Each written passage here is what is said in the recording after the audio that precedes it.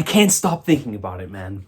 I know that y'all are feeling the exact same way because this is without question one of the craziest cliffhangers that Oda's ever given us. And that is saying something considering he gives us a crazy cliffhanger once every 4 chapters. You know what I mean? Like this is Mr. Cliffhanger we're talking about, ladies and gentlemen, in Ichiro Oda. And the fact that this one right here is among the very craziest is absolutely nuts. The fact that he was able to surpass the silhouette by giving us... we don't even know if this is a silhouette. We do not even know if this version of Odin, whatever it is the silhouette. We don't know if the silhouette is still Hiyori. We don't know if the silhouette is still Toki. We have no idea. We have no answers. All right? There's just pure speculation.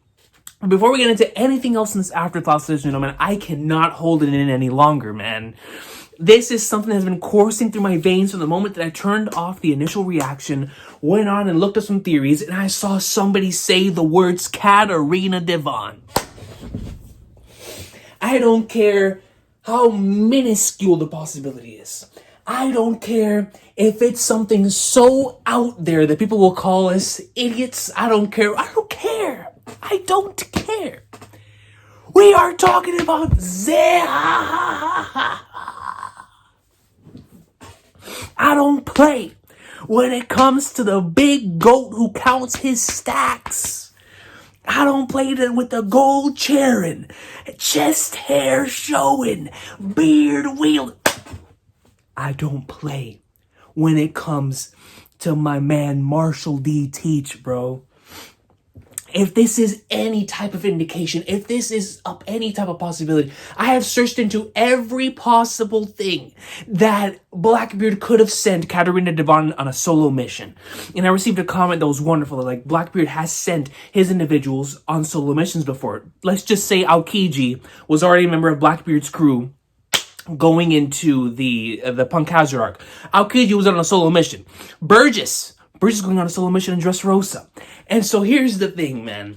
If Blackbeard sent, right after that Reverie chapter, Katarina Devon to go out and I don't know what it is, whether it be a poneglyph, whether it be Kaido's fruit whenever he falls, I don't care. The whole thing that I'm trying to get to is that if this is leading towards Blackbeard heading to Wano, which would indicate Shanks possibly heading to Wano, this would be the only time that we would be able to have. Now, if you're on my side of things or on the overall community side of things, that Big Mom and Kaido both fall in this arc, this will be the final opportunity for Big Mom, Kaido, Luffy, Shanks, and Blackbeard to be in one place at the same time. Alright, so if you're all about the Yonko meeting up in one place hype, alright, then look no further because I'm hyped right now, man. I just the smallest possibility. This on my list of actual like likely things is at the very bottom. Honestly, I have it a little above Bon Clay right now because after I recorded the video and I threw the thought about it, I was like, man, it wouldn't make any sense because Bon Clay himself would have to go out and touch somebody's face, and I saw several comments that indicated that as well. So I was like, no, Bon Clay, there's no way in the Flying Flag Nards that he, like, first and foremost, how would he even be able to mimic Odin if he never saw him? And then number two, he was never able to hit him. That was the old witch lady from the Kurozumi clan. And so, here's the thing. However unlikely it may be, alright, let a man dream, let a Blackbeard tard dream about the possibility of Zeha rising within this arc and going in, man. Let a man dream. Alright, now before all this was going down, I firmly believed that was going to be safe for post-arc stuff like Blackbeard and Shanks clashing post-arc. I don't know if it's at the end, between Act 4, Act 5, post-1, or whatever the case may be. That was going to be reserved for them. But now with this in the picture, y'all know I got to take an opportunity to speak about the possibility of the big goat showing up, all right? But without further ado, man, let's dive into the chapter. There's quite a few things I want to talk about and more possibilities I want to talk about because when I initially read the chapter and I really thought about it, I was 100% in my determination and in my resolve that there was no way in the Flying Founders that this was Odin. but I received so many comments from the opposing perspective, giving me quite a bunch of theories and quite a bit of speculation over the fact that this could actually be Odin and how it would not only work, but how it might be explained. And so I'm still of the mindset that it's not going to be Odin, but by the Flagnards, if our hairy-legged goat is able to come up Intellect Swimmer once again with a good explanation, we'll take it. We'll take it, man, because that is Chadin. That is Odin. So we'll get to that in a second. And if you are watching this video right now, I don't care about the whole retention thing or whatever that we YouTubers have to follow. Google's probably watching the video and be like, what do you do? I don't care. Y'all go and read chapters 972, 973, and 974. And come up with something for yourself, all right?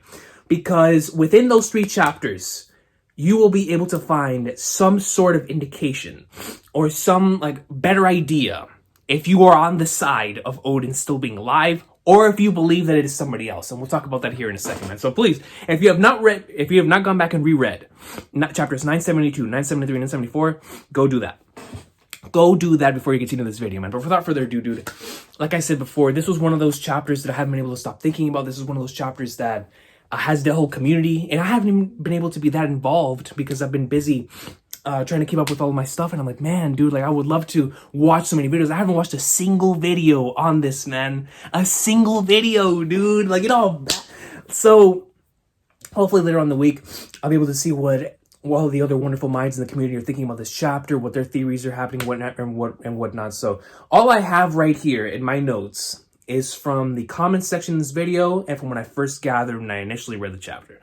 So I don't have much, but what I do have is some really cool stuff, man. Some really awesome stuff that just continues to show us that the 1000s are absolutely insane in this story. And earlier on the week, whenever I was in the Henny Cool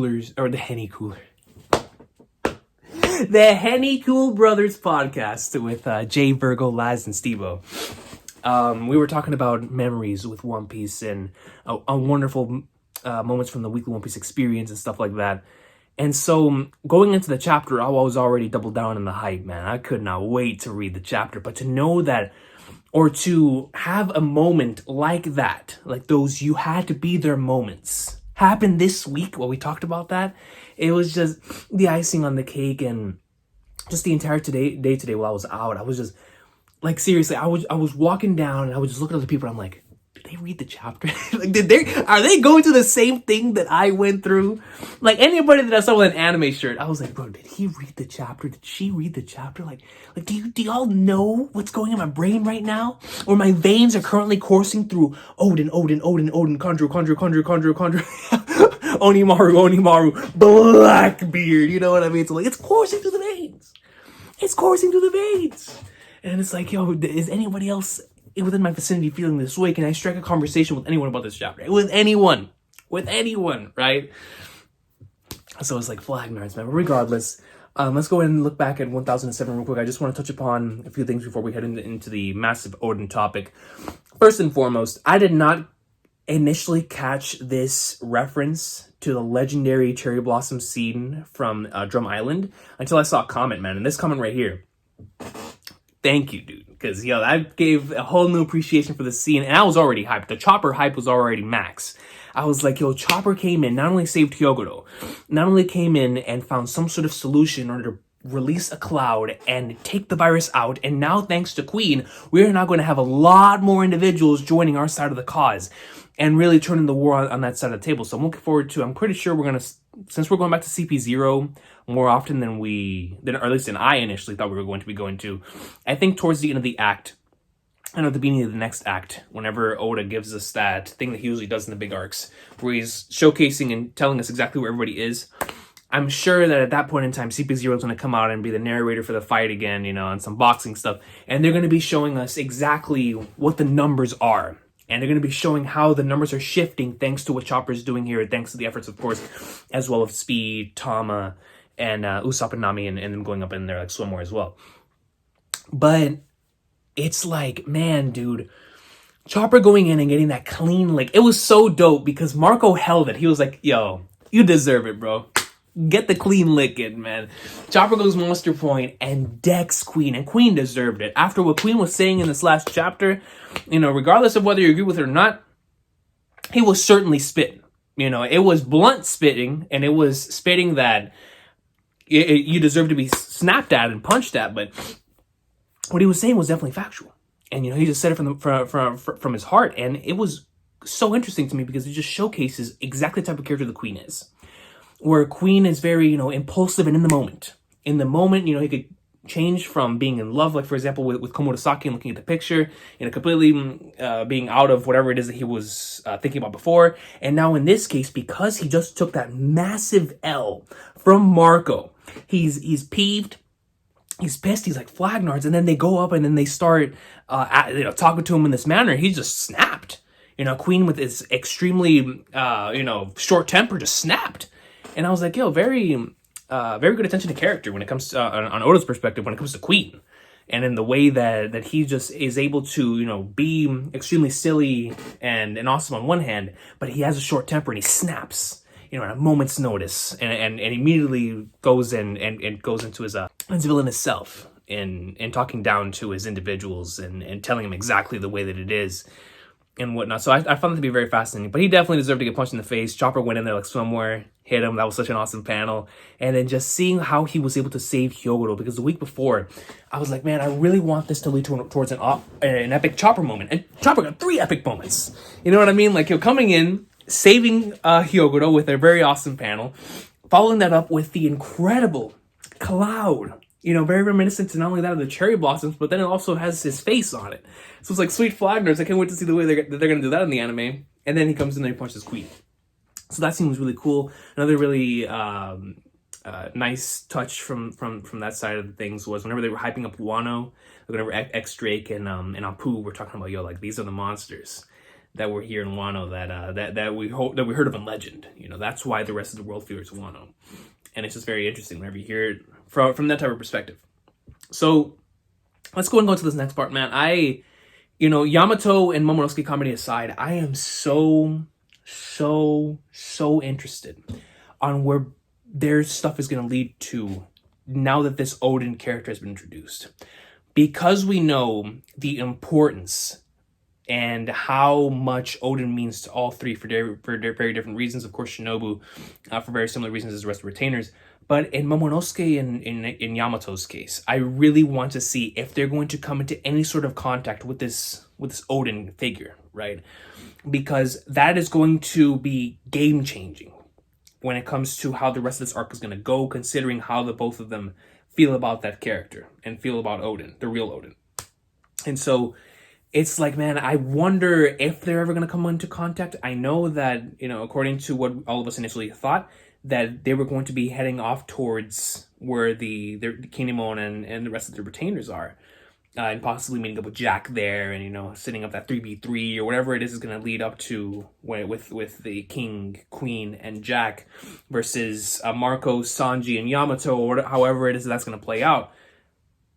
And now if that ends up happening and next chapter we don't see immediately who this person is, but we're left in limbo as to who this who this Odin figure is, they're going to meet up eventually. And that is going to be extremely insane.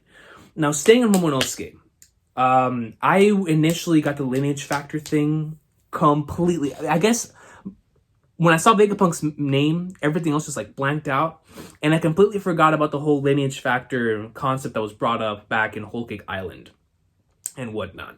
So thank you to the massive, I got like 60 comments on the whole lineage factor thing. So I got it. I made sure, y'all made sure that I got it, man. And I thank y'all for that because it was, it's one of those things whenever you're in the moment and you forget. It's the same thing with the Bong Clay situation. Like, Flag Knights, you forget, you never touch his face. So it's just one of those things whenever you initially read it, you're caught up in the moment, you just forget. But regardless, I'm very interested on seeing why it is that was put in there.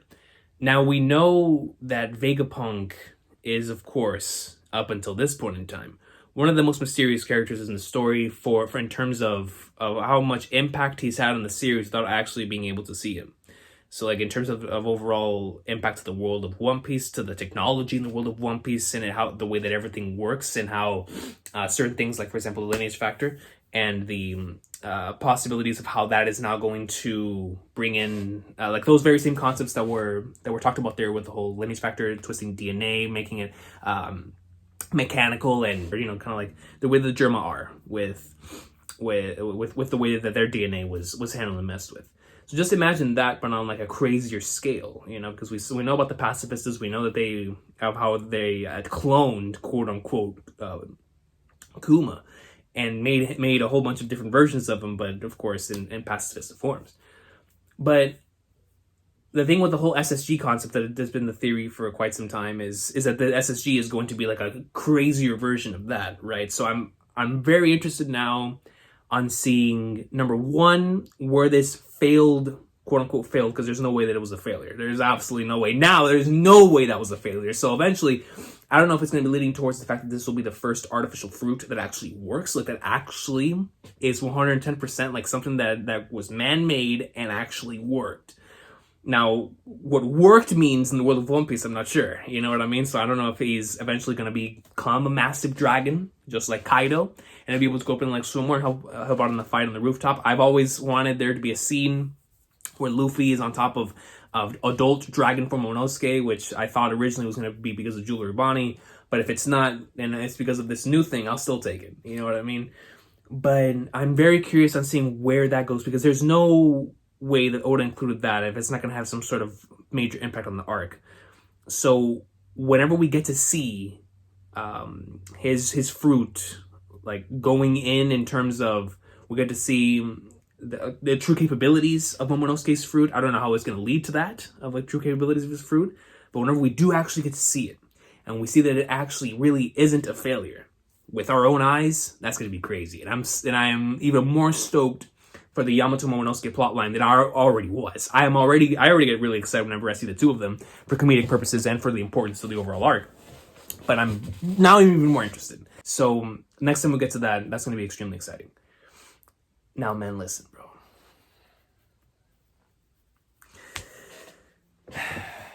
Dog.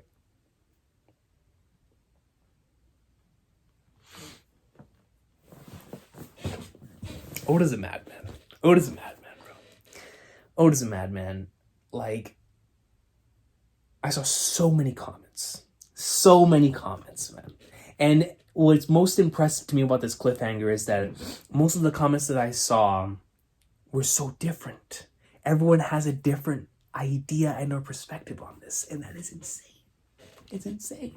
You know? So, I'm going to go down this list I have right here. Right?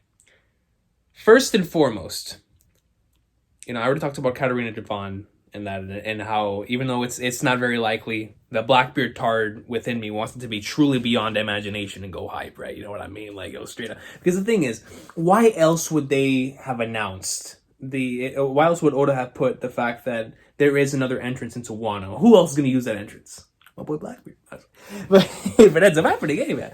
But just a little food for thought right there. But regardless, let's move. I have a couple of names here, at least the ones that I saw the most prevalent and the ones that were really, really fascinating. And I just wanted to highlight them and speak on them because I think that they're worthy of discussion.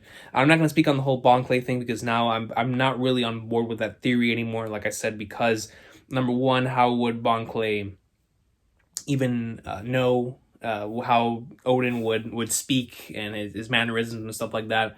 And then second, like, he would never had an opportunity to slap him in the face in order to get the opportunity to turn into him. So let's go ahead and start off with number one, the choice that is the most controversial, the choice that is the most insane, and if this were to actually happen, sweet mother of Flagnards, man. Like, seriously. We gotta talk about Odin first, bro. We gotta talk about Odin first. Now, I went back and I reread chapters 972 to 974. So, let me log into Viz's website real quick because, this is nuts, man. If this turns out to be Kozuki Odin in some way, shape, or form. I saw a comment that said that, what about if Toki sent fragments from Odin's memory into the future whenever she ripped up the papers, and she sent those papers into the future? Just, very interesting concepts. But let's go into 972, 974 real quick, because there's some very fascinating, very, very fascinating stuff here. Hey, the Hungry Days Cup Noodle color page, baby. You already know. But regardless, so let's go to the final page of 972. Now, 972 right here ends, and we're going to read this off right here. To be carried on by the players of the next stage, my lady, I have received word of Lord Odin's death. They say it was their tremendous end. Toki, I have reached my limit. If I fail to defeat him, there will be no others who can stop Kaido for a long time. Over 20 years ahead of us, there will likely be a massive war, terrible enough to split the seas themselves. In other words, in another 20 years, the primary figures of this great war will muscle their way into the new world. They are the ones who can strike down Kaido. A long winter will sit over Wano. I want you to use your power, Toki, if I should die. And that's whenever it starts ripping. That's when it starts ripping. Then we get to a very, very intriguing portion that even when this chapter came out, you already saw the conversation being had. But now, especially after this chapter, please give the children these swords. It sounds dangerous. Aren't you sad it's a death sentence? Who said you were going to die? That's my wife. I'd be a laughingstock if anyone saw me crying. We're not your weakness. Look ahead, Odin, to 20 years into the future. The story hurdles toward the present day. Now, with just those lines, and of course you could have her final speech in 973 as well, but just sticking on this page by itself, all right? Because of Toki's ability, because of her ability to send things into the future, I real deal cannot count out the possibility of something crazy happening here with Odin, right? I can't count it out. I cannot count it out. But the thing is, the reason why it's so strange to me is that she would have had to have done it while my man was getting shot in the head. Because anytime before that, it doesn't make any sense because from my knowledge, unless the awakening gives you an opportunity to bring Toki's fruit not only to the future, but also to the past. Now, if that's allowed, that would be insane. But for right now, based on what we know, it's something that can only send things into the future.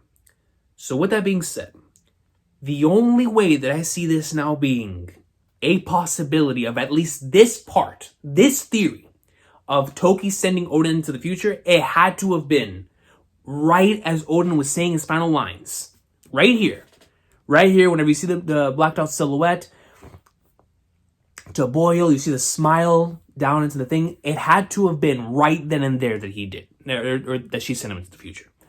I don't believe that is the case, but that is the only plausible way that I can see, at the very least, her sending him into the future. That is the only plausible way.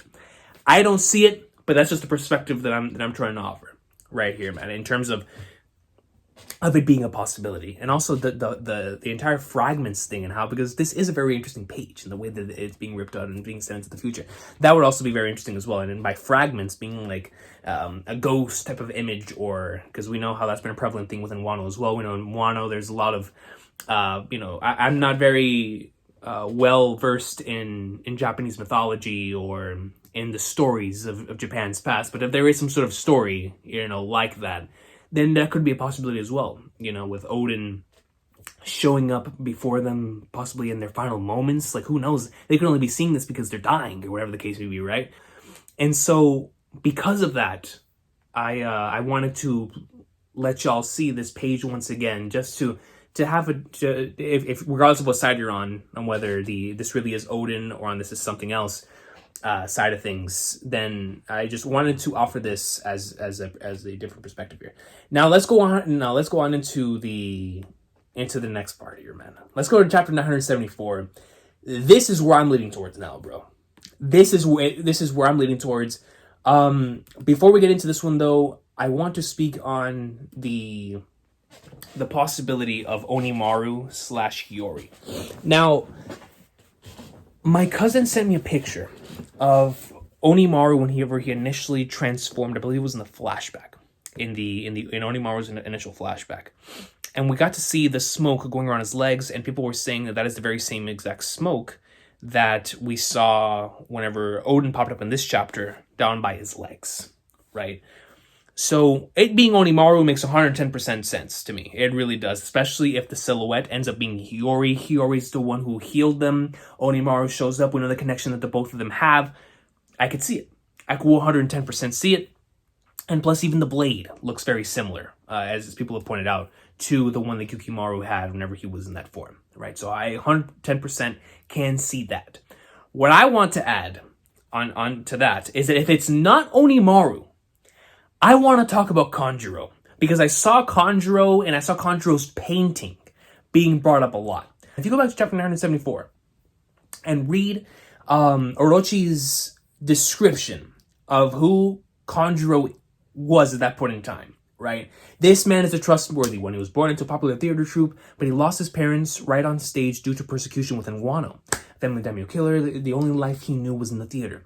Now that he was utterly adrift, he could only survive by acting out a role. You're descendant of the main Kurozumi family. That's right, and I got rid of the people who killed your parents. Kill, but our vengeance is only just beginning. You will live your life as a true Kozuki, and ultimately, without a single soul noticing, you will die as a Kozuki. That is the grand role that I will give you for this stage. Can you play it for me? I've always been searching for the right place to bury my bones. And the thing is, right here, well, let me finish. It would be an honor. His only pleasure is in becoming another person. So here's the thing.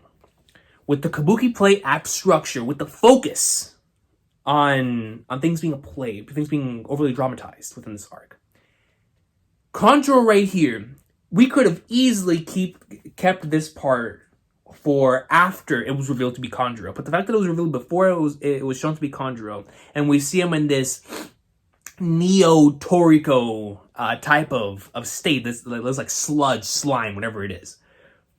Here's my thing.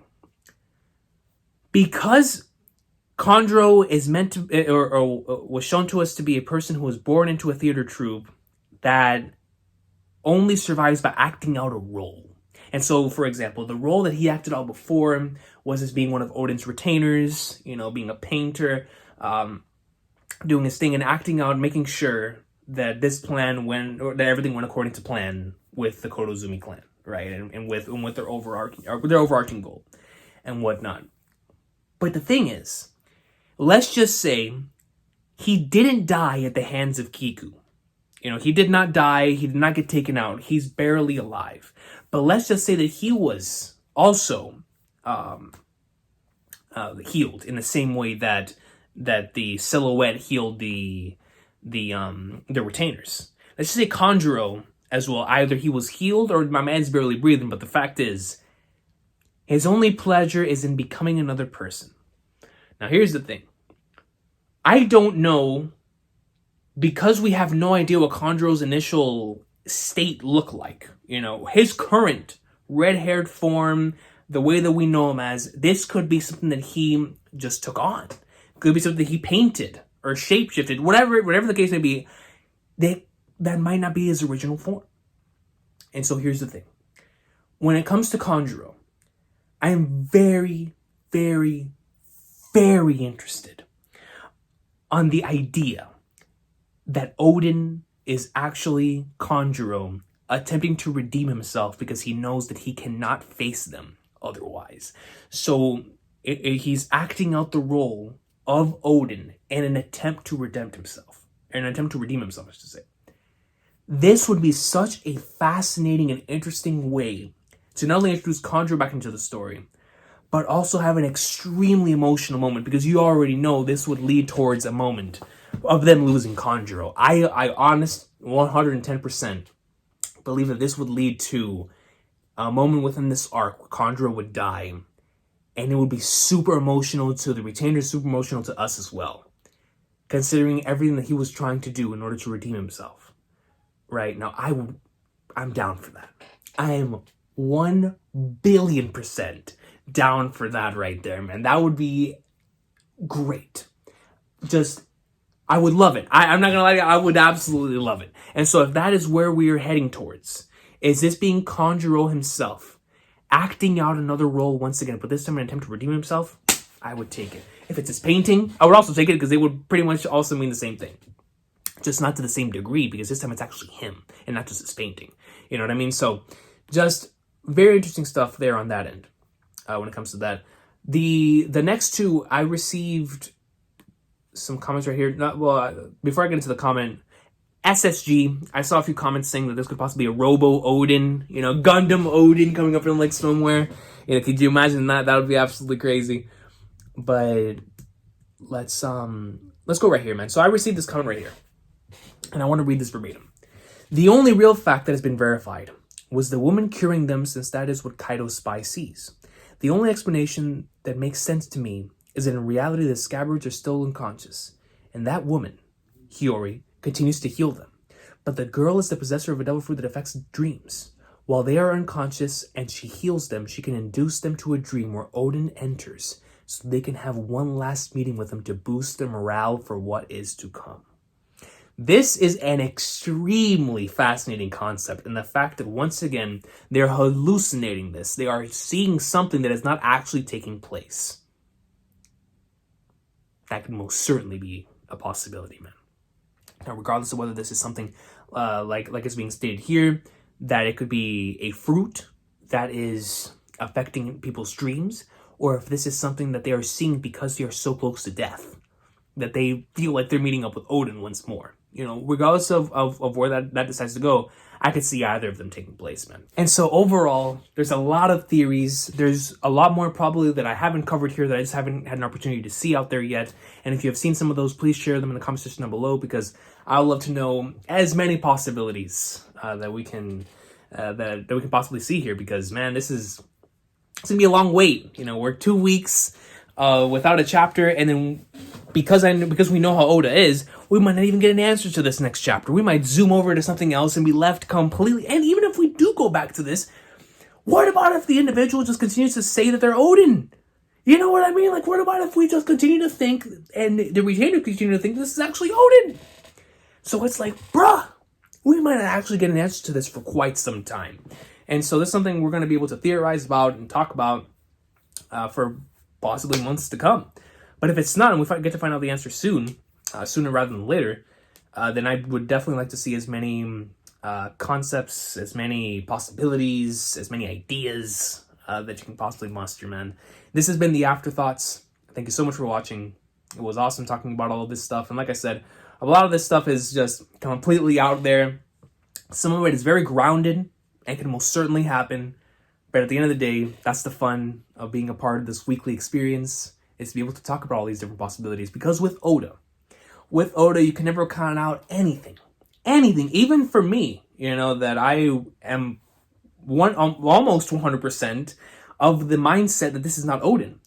But knowing Oda, and knowing how his brain works, how it goes beyond imagination, if it ends up being Odin, and he turns me into like, yo, this is Odin, this is Chad DN, then I'm all for it. Because it's the One Piece greatness. At this point in time, I have enough faith in the dude that not only does he know what he's doing, he's going to surpass and break all of our ankles regardless. And we're going to end up loving it. That's just the way the series works. So regardless, man, everybody has an awesome rest of a day. Take care. One Piece greatness. What another crazy chapter to leave off on, man. To go on break. Feels like we've had a lot of those recently, but this is up there as one of the craziest, man. Without question. But yeah, I hope it is a great one. Peace out. And please, if you have seen any more theories around or anything, don't be afraid to leave them in the comment section down below. And if you want to talk about anything, in regards to what has been said in this video, please don't be afraid to talk about that as well, man. But until next time, One Piece awesome sauce. Take care, everybody.